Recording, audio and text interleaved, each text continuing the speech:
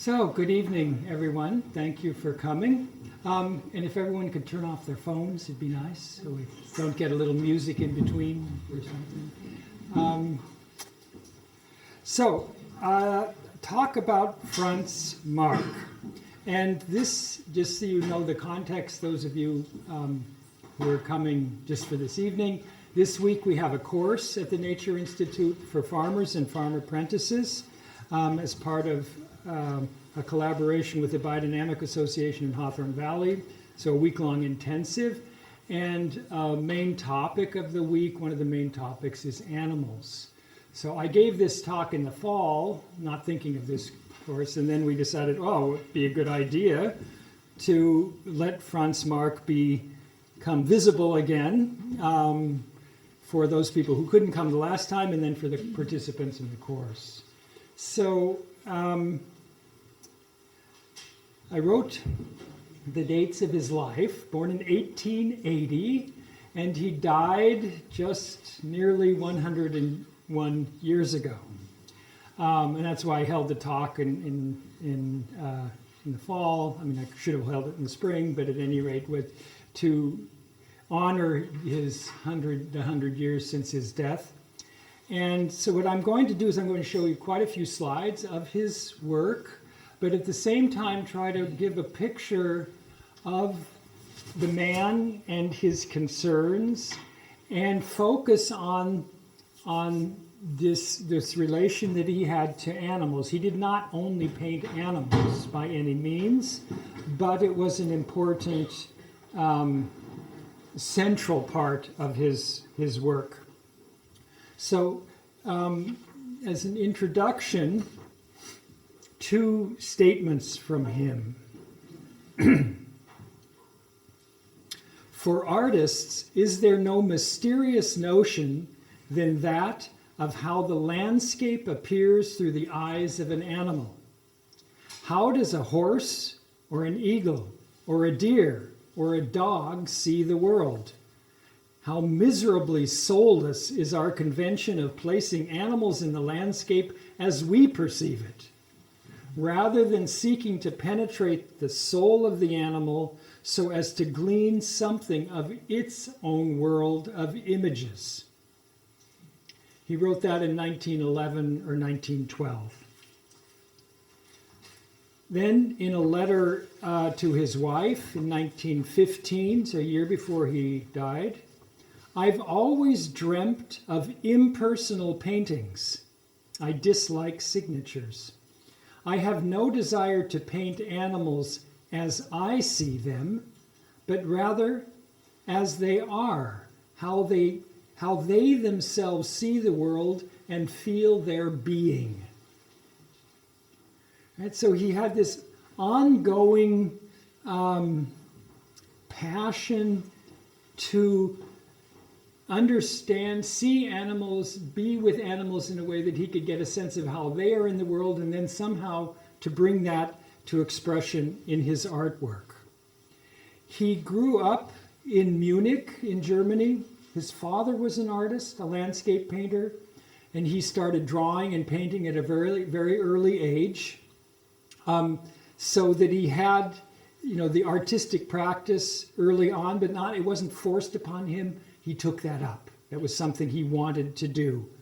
And his mother was very versed in literature and lots of conversations with her about topics that not so directly related to art, but kind of a cultured household, you could say, that he grew up in Munich of the late 19th century.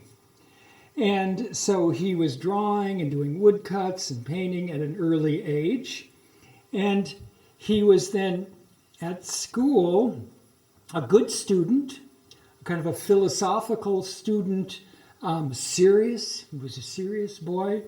And he wasn't quite sure what he was going to do for a while. He thought he might become a priest, but then that showed itself not to be what he wanted to do.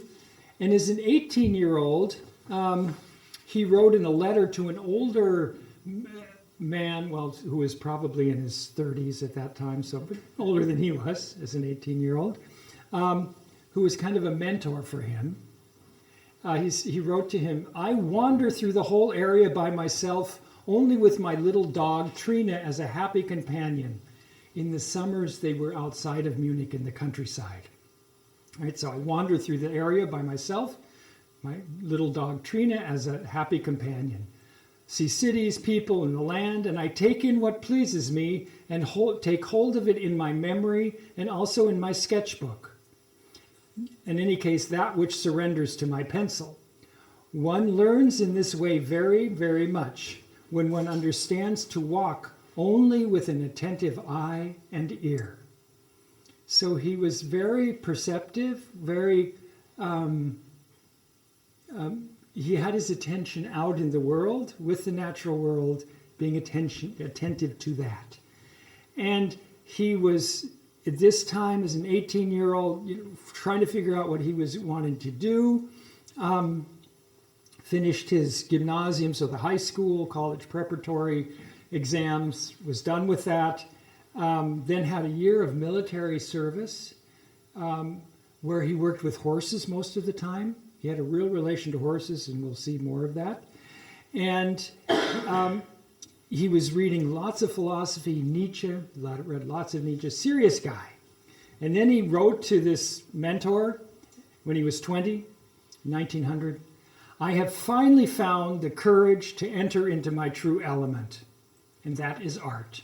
So then he decided, I know it, I'm going to be an artist. That's my path. Not philosophy, not religion, although those were always part of him.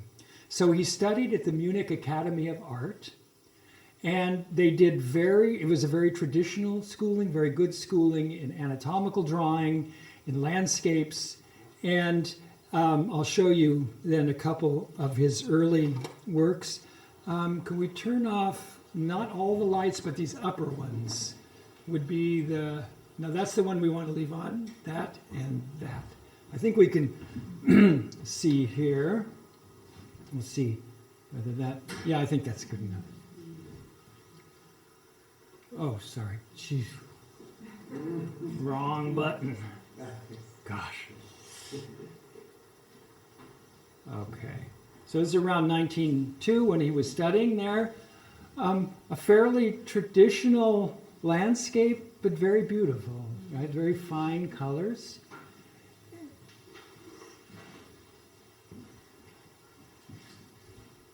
And another one about the same time. So you can tell he had great skill and worked hard as a student of painting in Munich. And this is actually where his father taught for a while. Then he did this for 3 years, and something was very important. He took a trip to Paris. He actually took 2 different trips to Paris. And Paris, early 1900s, Impressionism. So he saw and they were the radical new painters, right? The radical new painters.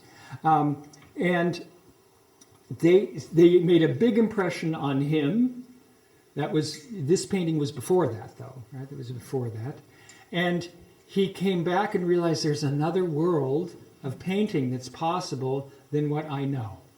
Right? So it was a first meeting with a different world of how can one bring something to expression. And he works on in this way, developing the painting further. And he writes, for example, now we're in 1917. He said, "I'm painting the most simple. I don't look at anything else in nature. I have to go back to nature for the most simple." And then from a trip to a friend, he writes in a letter, "I'm with Witten, a friend, near the zoo," this was in Berlin, "to which he and I want to devote ourselves fully for a number of days. For me, it is full of the wonderful, full of spirit." So full of spirit. And out of that full of spirit come drawings and paintings like this. So for our course members, the cow, a lying down cow, beautiful spine.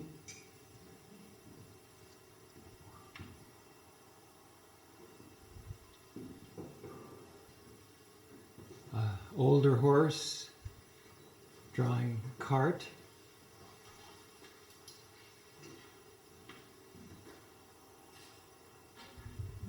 That's from the zoo.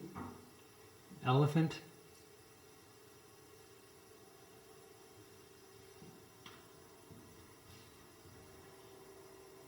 And a favorite theme, horses. So he was very adept at capturing characteristics of animals, but he couldn't find, how am I going to make a living? What am I going to do? I don't know what to do. And there came an offer to teach anatomical drawing for a little budding art school for women. Because in the main art school, it was only men. We forget things like this, right? It didn't say men's school of art. It said the Munich School of Art, only men.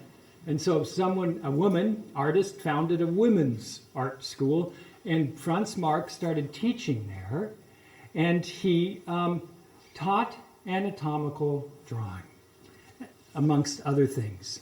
And it's very interesting. He writes to his brother, I bring a life-size drawing of a bull that is being attacked by a panther to the school, life-size drawing, and then in front of the students, I draw in front of the students the skeletons into the drawing. I'll show you this in a moment, what he did. But just a minute, so you bring in the sketch of the animals, the drawing of the animals, and then in front of them he draws in a skeleton. That is something you don't want to do unless you really know what you're doing. If you think any of your students are going to check in a book afterwards, right? So, quite, amazing that someone would do this. This is now a couple people writing about him, just to give a sense for him. Anyone who had grasped, this was a biographer later on, who had grasped the interrelationship between bones, tendons, ligaments, and how they functioned, was in a position, as Marc said, to invent what were, in effect, new creatures that could nonetheless seem to be nature because they were based on the general principles of nature. In classes, he drew various demonstration studies on large brown sheets of wrapping paper, and he later tore them all up so that we have none of them. We have a couple photographs, which I'll show you. So, and it's from the same biographer, it is claimed that Marc attempted to learn nature by heart at the blacksmith in Kochel, which was outside of Munich, or while walking in the enclosed pasture, he would repeatedly fix his gaze on the individual parts of the animal, such as their hooves or their joints, and then attempt to draw these from memory when he got home. So he was continually working, schooling, and was talented. So he, before I show you more, no, wait a minute. No, I can show these next ones, sorry. Yes. So that's one of those drawings that he did of a horse. This is on paper. And then the skeleton next to it. And the leg on the left is not from a horse, it's from probably a lion. So he was doing some comparative anatomy. On the right, I'm sorry. Yes, if I do that again, please correct me.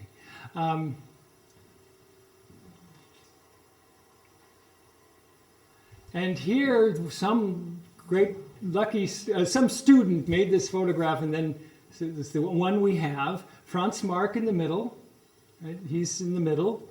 On the right, Maria Frank, who later becomes his wife.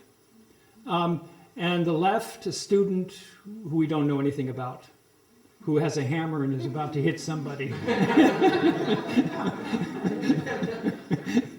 So, but here, this is the drawing of the bull being attacked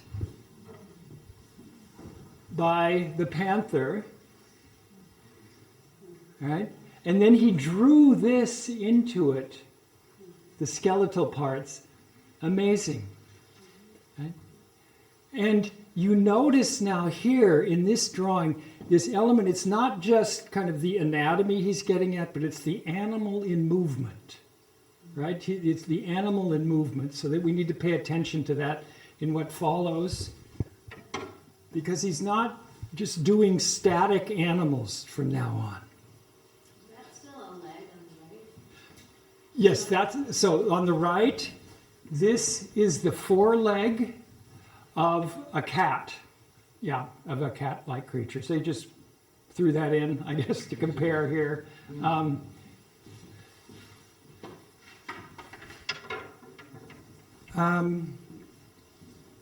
Now, so he does this for a while. It's not very lucrative, and he's still searching. He goes to Paris again, and he discovers then. It's a bit later, right? We're a bit later. So now, when he goes this time, he's discovering other people, other artists, namely Cézanne and Van Gogh.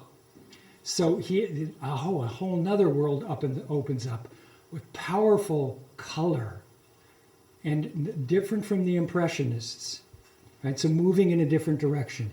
And at the same time, and around the same time, after that, he meets a whole nother group of people in Munich, and I'm not going to go into the whole, all the connections there, it's very interesting, but you've heard of Kandinsky. He meets Kandinsky, not right away, but he meets people who are connected with Kandinsky. His good friend, who became his good friend also, was August Macke, and then Paul Klee. These artists, who then became the foundation of what today is known as German Expressionism. They met and they got to know each other, and they had the great good fortune that an art collector, with a very wealthy art collector, really thought what they was doing, that what they were doing was important, and he supported them. So Franz Marc finally started to get support for his work, that he could work without having to worry how is he going to, feed himself the next few days. And so his whole life changes, and what it is now, and he was very, you could say he was very lonely up to this time, not knowing where it was going to go, and now he has a context. He has a context, you could say, spiritually, in seeing the work of the French painters, and then physically, spiritually, and artistically with Kandinsky and Klee and August Macke, that they could work together and also interact with each other such that they could bring forth something that none of them alone could do. And that brings a whole new movement. This is around 1910, 1911, 1912. And many of you might have heard of the Blue Rider, which is the famous grouping that they, in a little book that they put out, Kandinsky and Marc mainly, that was also their first showing in Munich, and then things took off. But they took off for 3 years. No, 2 years. No, it depends on when you look at it. You could say if it really starts in 1911, then it goes until 1914. But Marc was already coming into a new phase with his paintings starting in 1909, 1910. So it's a very short period of time where something really explodes, and it's beautiful. So before I really get into a lot of the artworks, I want to read one or two more things. This is in a letter to a publisher, actually, and he's talking about a sculpture he was working on of horses. This just again gives a sense of who this man was. I try to raise my sensitivity to the organic rhythm in all things. I seek to feel myself pantheistically into the shivering and flow of blood in nature, in trees, in animals, in the air. Seek to bring into an image with new movements and colors that will mock the old paintings on the easel. I can see no better means to animalizing art, as I'd like to call it, than the animal image. The viewer shouldn't ask about the horse as type, but should feel the inner shivering animal life. So that's this, in his perception of the animals, he was coming to a sense of this inner shivering life, movement, but then the element of color. So we'll come into both now. Now I want to show quite a few images. Oh, this was just one more of his, a horse rolling on the ground. Great, right?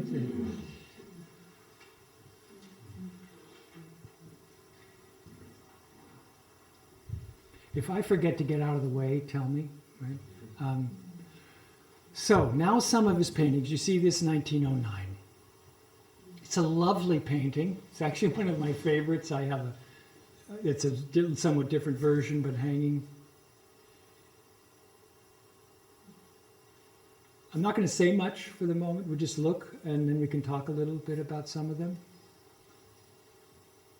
He loved deer. He actually had some captive pet deer.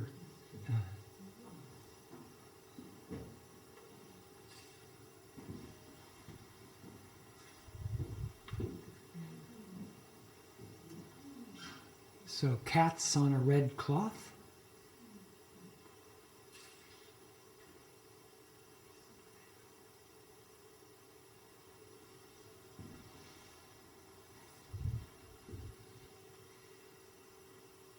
It's kind of blurry.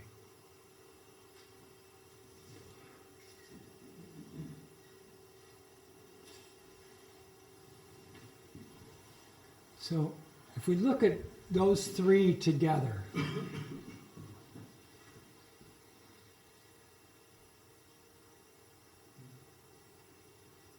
different animals.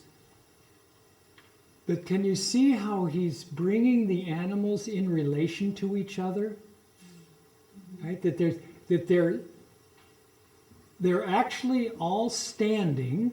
They might be in a moment in movement, and he captures a moment where he's capturing a moment of a movement, but they're more, the one is going down, the one is turning back. In the deer, you have that down movement and away movement. In the horses, where you have 4 horses, one without seeing the head. The 2 cats, they're resting, but, like this. The one, I hope you can tell, this is the head of the one cat, the 2 ears, right, coming back here, other one here, and then the red cloth connecting them. And from the point of view of the coloring, it's fairly realistic. Yeah, fairly realistic. Those are quite astounding horses, but I have seen horses almost in that color. This is very naturalistic. So this is where he was painting, how he was painting in these years 1908, 1909, 1910. And now's the time when things begin to change, and this is when this friendship with the other artists begin, where collaboration begins, where he feels, now we're a movement and I'm not alone anymore. And this is what starts to happen.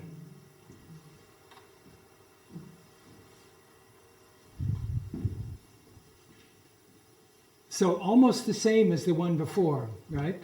But look at the colors, right? These really strong colors going into the red and a blue mane. Realism is gone now, right? In the sense of trying to depict. Look at the landscape, this moving landscape of the grasslands and the sky behind it. And can you go back one? Sure.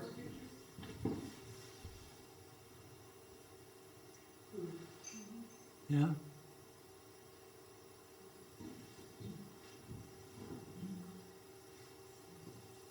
Horses were a big theme. he had he was working for a whole summer on a life-size group of a number of horses where the horses were life-size, a huge painting that he could hardly get inside and out. It was a really big deal. At the end of the summer, he didn't like it, tore it up. But his wife wrote, he worked on it the whole summer. And then it's gone.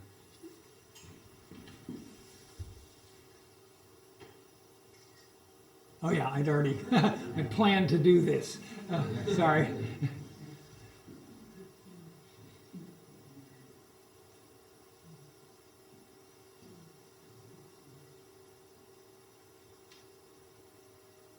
We'll review a little bit in a moment. I just want to show you a few more pictures. A resting cow.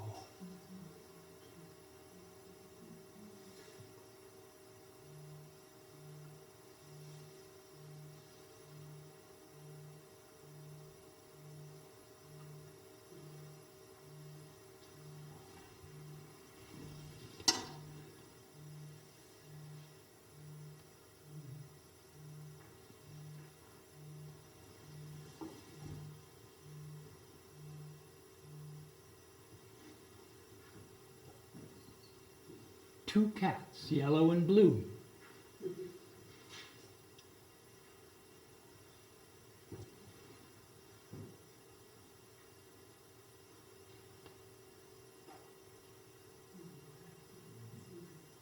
Tiger. It's about the size this painting is. It's 111 centimeters, a little more than a yard. Yeah, that's about the right size. Very powerful painting. And now something else comes in, right, that you notice with this,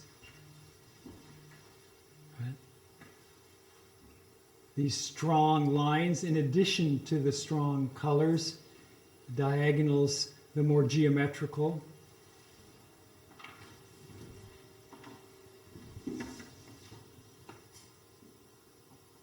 So, now think of the ones before, the deer, right? The first cows, the first horses. The cow is a little bit in between. So now what do we have? We have animals in color that has no relation to their natural color. And we have, if we take him seriously, saying, I want to bring to expression the animal as it sees the world, how could that be? Right? What is he doing here? Yeah. And one way to see this, you have an interplay of two aspects, of form and color, and something of the character of these animals clearly comes through. If you look at the way that animal is looking, the tiger, what does when a tiger is looking like that, what kind of color and what kind of form correspond to that? Right?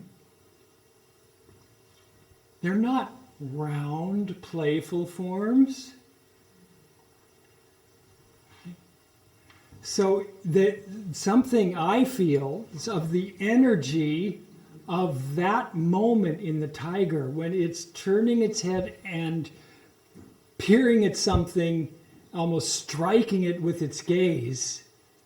And that dynamic comes out in this quite linear element, but these amazing contrasts with, like here, the violet and the yellow, and you'll see a lot with complementary colors, but it's not only, but very strikingly contrasting and yet balancing, because it's not unharmonious. And in the fox, this blue on the green, quite strange, and yet here, the head of a resting dog, but in a colorful landscape. And I find it so interesting how the landscape is here different from here, where you have the cat, and the cat in the mode of relaxing playfulness, right? Where everything is round and smooth and bringing.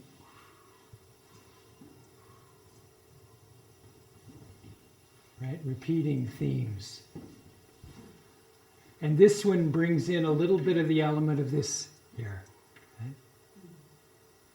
With the, the dark in the middle and then this bright corner looking.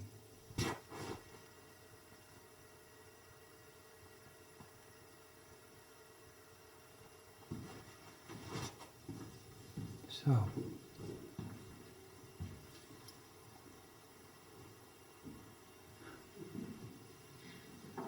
This is the Guggenheim, so you can see it.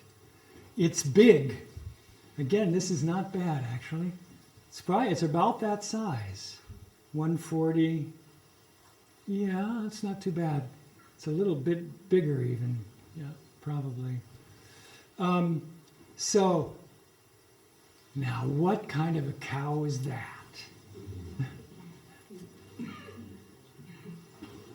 He clearly saw cattle when he was going out into the countryside, when they were let out of the stall for the first time in the spring.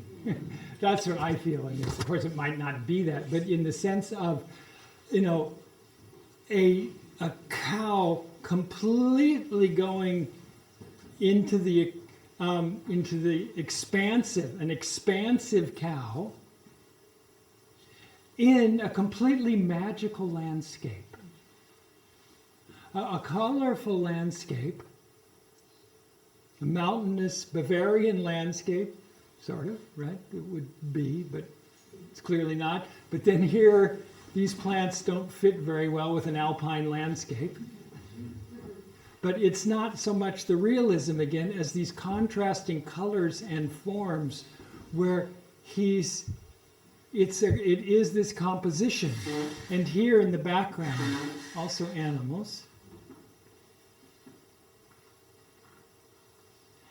And when I looked at this again today, I was thinking of what we talked about in the course yesterday and today. Look where he paints the blue here. And here. We talked a lot about digestion and manure today.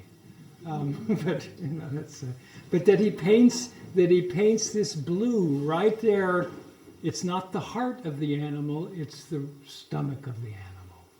That's where that blue comes there in the middle, which is so strange from one point of view, that he does that. But without that, where would the cow be? It would be so weightless that it would fly away. Kind of more like a Chagall cow would fly away. And this still has some weightiness to it.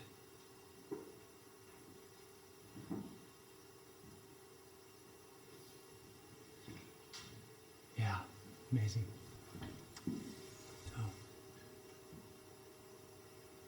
Now, the famous blue horses, I don't have all, there's so many horse drawings that Franz Marc did. I just wanted to show you a few.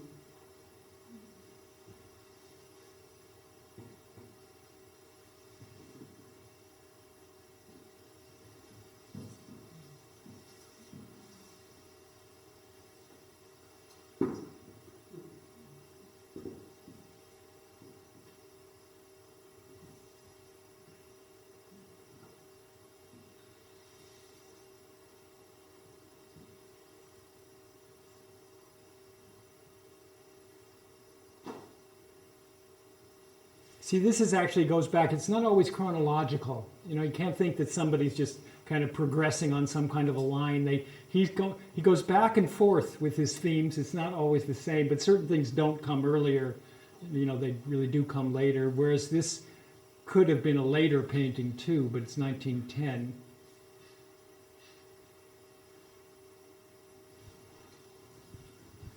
I find this so expressive of hoarseness in the sense of the horse lives in the plains, so to speak, in the horizontal, in the grasslands, and then has this uprightness into it with the head and the neck going up here in the blue, and then blue violet and the contrasting red.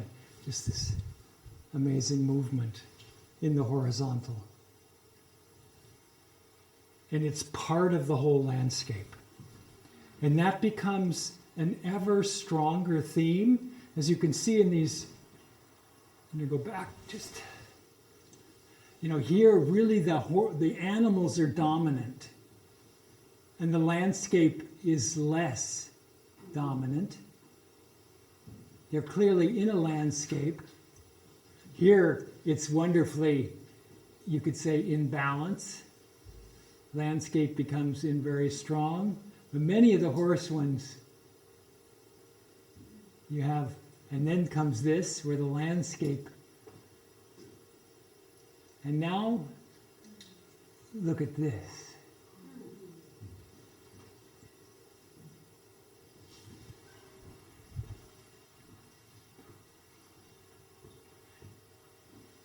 Right, so deer in the snow,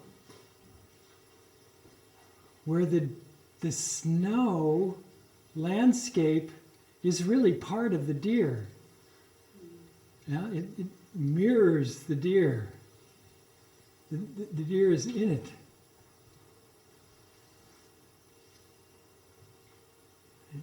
it. Again, from one point of view, completely unrealistic, yet the movements of these animals are so felt. They're still somewhat realistic deer in a magical landscape, maybe how they see snow. Maybe that's how they see snow.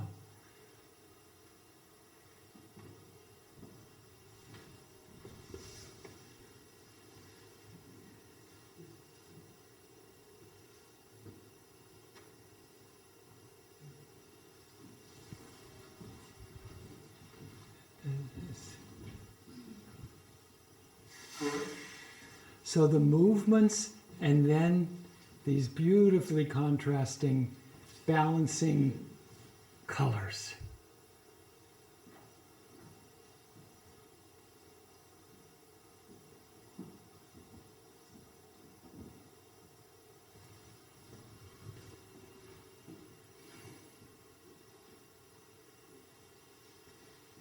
And there's something he speaks in a number of ways about the animals. There's when he was saying this, the shivering life within them, when he was talking about the horses. But what kind of a gesture is this or that? It's this kind of a longing, right? A longing for something. Being in a beautiful, fluid movement that's in longing. And yet full of life and expression in the red. The pulsing life. 1913, you don't have a lot in this kind of style. This is also not this is not an oil painting. I'm not actually sure what it is at the moment. Watercolor and blue chalk. So it's of a different nature. I don't know the size either. Oh yeah, 45 centimeters. So, like that. Lovely foxes. Pointedness. In a world of relationships that expresses their, right? The relationships are the blue and the foxes, and they're in relation to each other. But now, with kind of this is getting to the simple, right? Getting to the something essential.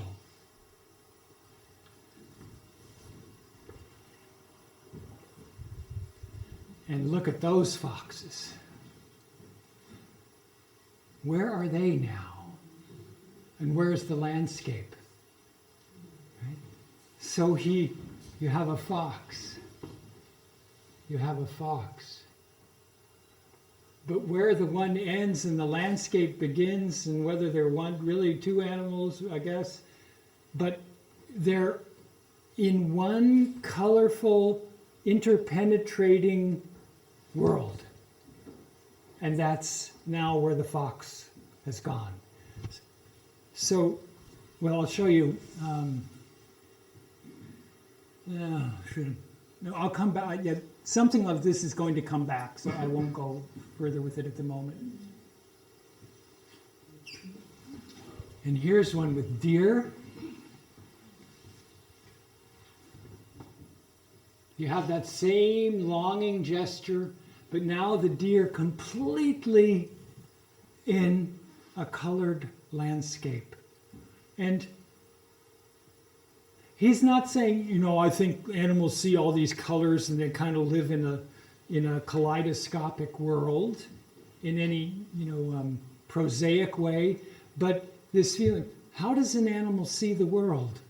As where everything is interconnected, contrasting, some things coming towards it, some other things going away from it, and it's completely embedded in it. This is what I find where he's got something of the animal so essentially that the animal is embedded in its world, is part of its world, and not like we can behave as though we weren't in our world, right, as human beings. They can't do that and don't do it.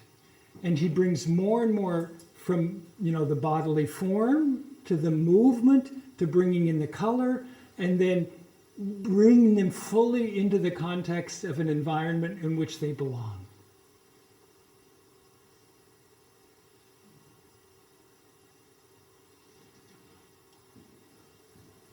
Amazing. So here's another.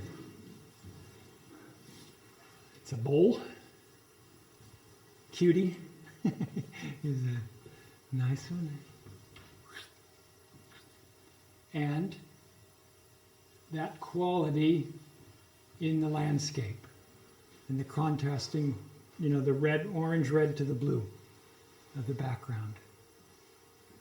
And then this nice yellow into the black.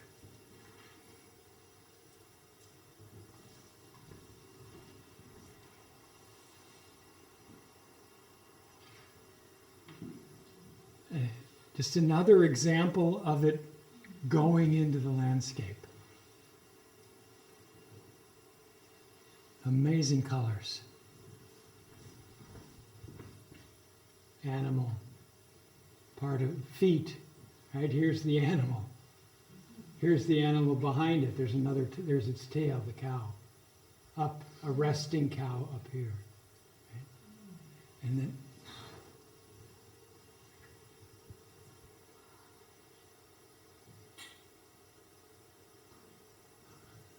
what we need, nobody was painting like this before. Right? Nobody was painting with this. And this is, of course, where the name expressionism came from. That, as he said it in German, I want to bring something to expression, Ausdruck. It's to bring it to expression. But he was not trying to bring himself to expression, which we often think of expression. Oh, they're expressing something inner in a personal sense. He was trying to express the deeper qualities of the world.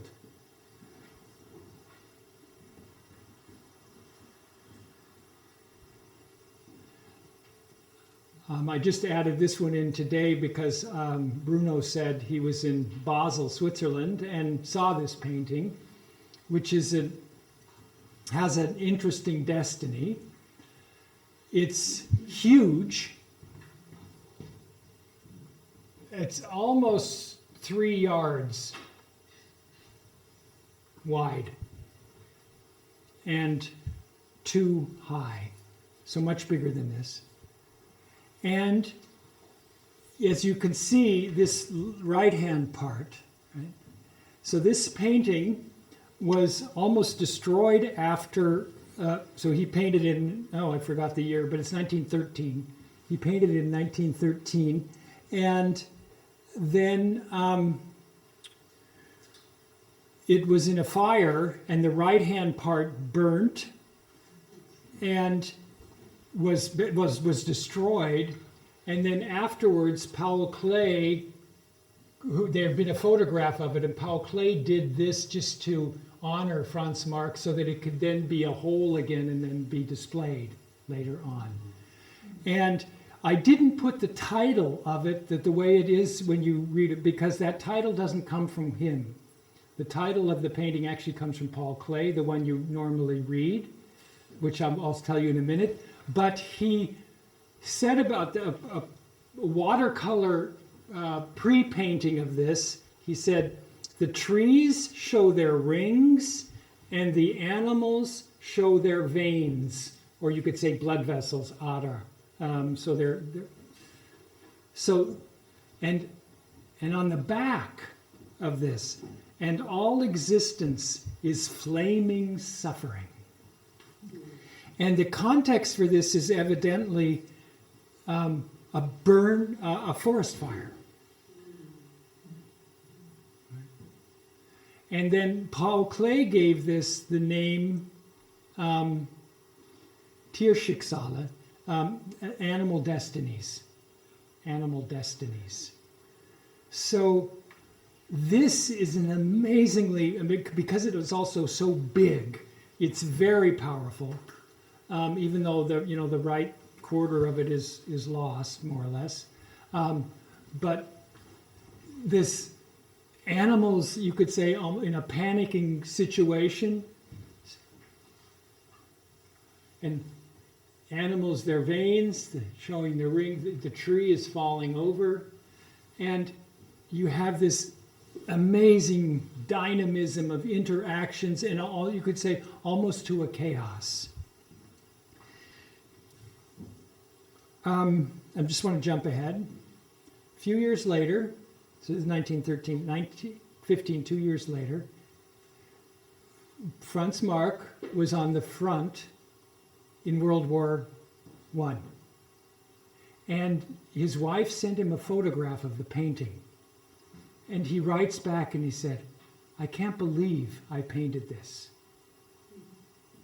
I'm painting, it was a prophetic painting. I'm painting World War I.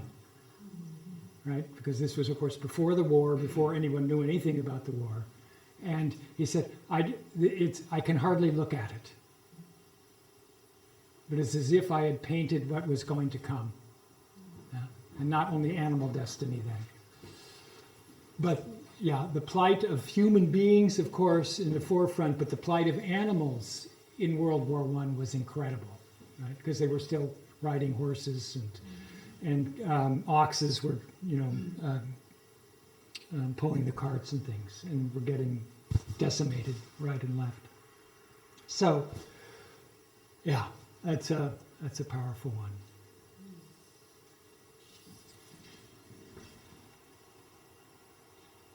So I just wanted to kind of go bring them now some into context. These were sketches then, but where you can see that this is a progression, 19, 9, 12, and you see this kind of moving from the animal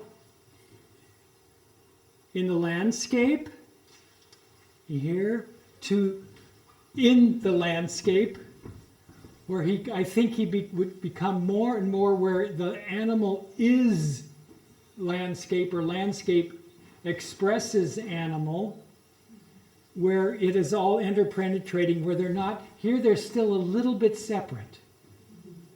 Okay? Here you have the intermingling more, and it's a sketch. And here, this was actually one of the few things, we don't have very many of his sketches from the field when he was still sketching when he was on the front. But this is one from 1915, where he drew that there.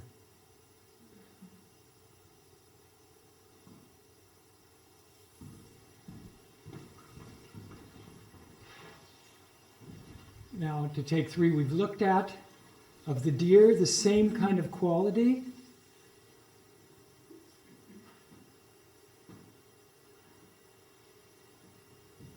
Form and movement, expressive color in flowing form, dissolving of form into everything is relationship. Everything is relationship.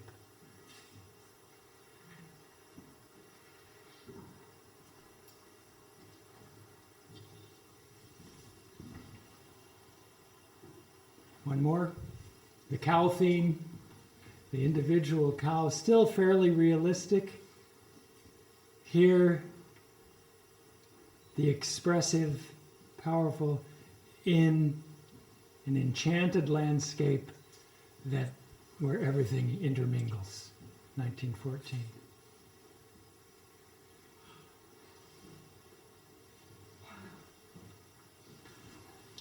So, this was one of the last paintings.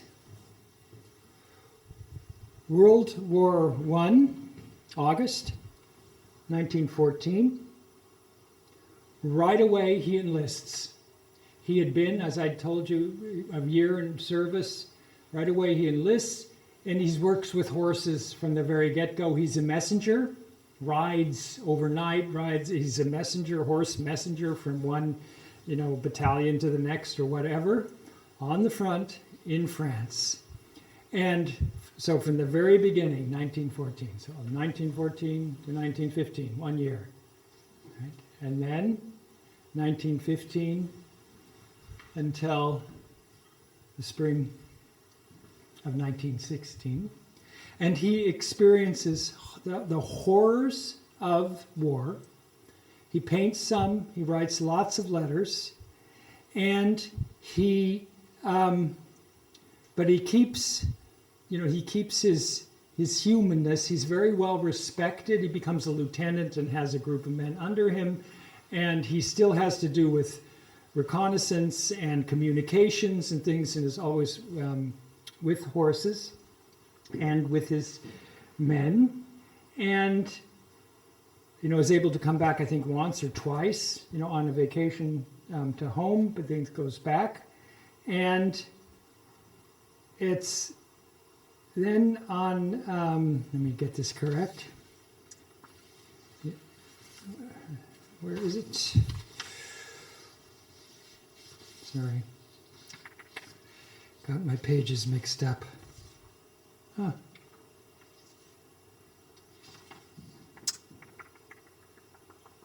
There he is. Yeah. It was in the afternoon. Okay, so he's in the afternoon of that day, he goes out on a horse to find the pathway to the next. It's a reconnaissance. He's going out first to find the pathway to the next village, see if it's safe. He gets down from his horse to look at a map. A shell falls close by him and explodes, goes right through the head, and he's dead. And so he dies, immediately. They felt probably no pain next to his horse, and then this is reported by the young man who was his helper, and there had been all sorts of things going on behind, in Germany, in Berlin, where people were trying to get Franz Marc pulled out of the front because, certain people were deemed special, and he wouldn't do it. He said, "I've got to be here." And so he died at the age of 36, had this incredible productivity, and had lots of deep experiences during the war. And I'd like to read you this one, which is incredibly moving. So it's in May 1915, so 10 months before he died. And this is in a letter to his wife from the front in France. I'm actually living 3 lives next to each other. The one is the life of a soldier, which is for me a complete dream. These are not experiences for me. I see myself wholly objectively as a stranger, writing, talking, etc. So that's life number 1. Life number 2. The second life is already more experience. These are the thoughts about Europe, about Tolstoy, about August. August Macke was his best friend who died a month into the war in 1914. His younger friend was killed right away. About Reed, which is where they lived, about books, newspapers, and the thoughts about the fronts of the huge armies, the airplane battles that we observe daily, my letters. In all of these, there is a reality into which I at least at times stick my nose, and at which at times I feel awake, on both feet and present, without ever losing awareness that all of this is not essential, only paths, walks without a destination, which one undertakes for recuperation and to feel oneself, and not to be inactive, in order to return home to your own wholly invisible home. So this second life is his inner life of his thoughts and about the life he has lived, what's going on now. He's feeling himself actively at a home. And then there is the third life, the unconscious growing and moving toward a goal, the germination of art and of the creative, the germ that one should not presumptuously touch. Everything else becomes inessential and indifferent when I incubate this real inner life. Like the bird incubates its egg, so do I sit and incubate this life. And what I otherwise do and think doesn't belong essentially to me. The true spirit does not need a body for its life. Perhaps the body is an external condition, but the spirit is only dependent on the body to a small degree. It can at times, and especially in its most important and essential hours, separate itself from the body. So that was and he was not alone in having these kind of experiences on the front. Right? The reality of an inner life separate from the body.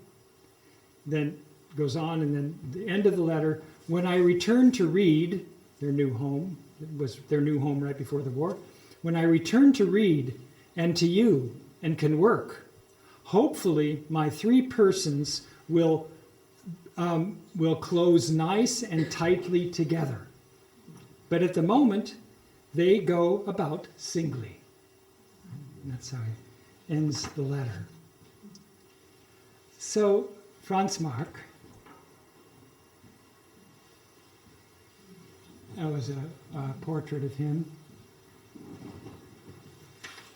And another, that was by his friend August Macke, who got killed right at the beginning of the war. And then the portrait of Franz Marc by Macke. And his dogs, right? The man and his dogs. Let me read you at the end characterization of Marc, the person. From Kandinsky now. He was a true Bavarian. In those days, he used to live in a farmhouse in Upper Bavaria. We soon became friends, and it was clear that his outer aspect was fully in accord with his personality. A tall man with broad shoulders, a purposeful stride, a face of great character with quite curious features, indicating a rare combination of strength, acuity, and benevolence. When we were together in Munich, he seemed too large, his stride too broad. He gave the impression of being cramped by the city, of feeling uncomfortable. It was in the countryside that he could be himself. It always really delighted me to see him striding across the meadows and fields through the woods with an alpenstock in his hand and a rucksack on his back. His own naturalness was such that he felt perfectly at home in the landscape, and it seemed that the landscape took pleasure in his presence. This symbiosis was echoed in his relation with Russi, a large white sheepdog whose entire nature, similarly alert and mild, was a four-legged equivalent of his master. Paul Klee. When I say who Franz Marc was, I have at the same time to confess who I am, for a great deal of what has made me what I am is also part of him. So it wasn't only the animals becoming part of the landscape, it was these people, right, becoming part of each other and becoming who they were through each other, right, that community of people. He was more humane than I am, more openly affectionate, more explicit about everything. He treated animals as if they were human, imaginatively raising them to his own level. He did not begin by assuming himself to be separate from the rest of creation. As a result, he was able to see himself as located on the same level as plants and stones. For Marc, the idea of the earth was important. There was a Faustian aspect to him, a sense of the need to strive for redemption. He was always asking questions, always asking if something were really true, invoking the notion of heresy, but he had none of the calm certainty that comes with faith. Yeah. So, that's Franz Marc. Thank you. Thank you. I think we'll just stop there and wish you a good evening. Yeah. Good night. Thank you. Thank you.